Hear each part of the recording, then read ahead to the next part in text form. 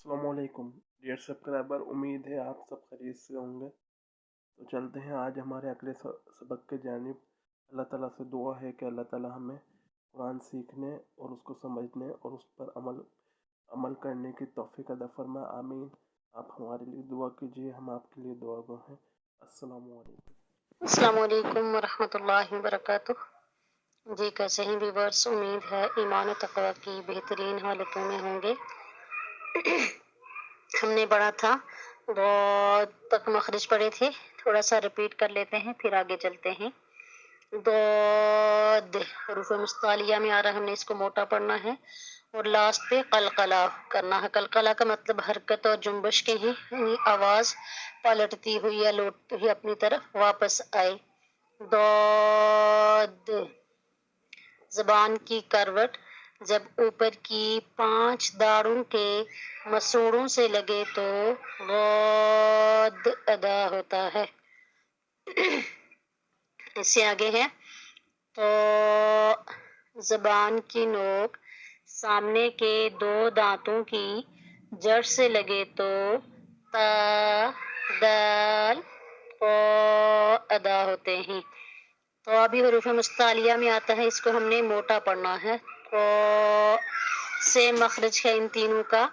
जबान की नोक सामने के 2 दांतों की जड़ से लगे तो ता दाल अदा होते हैं। इससे आगे है वो जबान की नोक सामने के 2 दांतों के किनारे से लगे तो वो अदा होता है। वो भी हरूफ मुस्तालिया वाला है, ये भी हरूफ मुस्तालिया में आता है उन 7 हरूफ में। इसको भी हमने पूरी यानी मोटा पढ़ना है।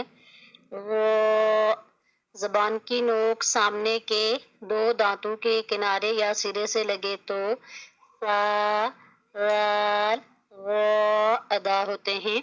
ये हरूफे नरमी वाले हरूफ हैं, इन्हें हरूफे लिसविया कहते हैं और ता दाल और त्वा को हरूफे नतइया कहते हैं। ठीक है, ता दाल और त्वा को हरूफे नतइया, सा राल और वा को हरूफे लिसविया बोलते हैं और जीम शीन या इनको हरूफे शजरिया बोलते हैं। ठीक है, आज तक के लिए इतना सबक काफी है। तो जबान की नोक सामने के 2 दांतों की जड़ से लगे तो थो अदा होता है। वो जबान की नोक सामने के 2 दांतों के किनारे से लगे तो वो अदा होता है।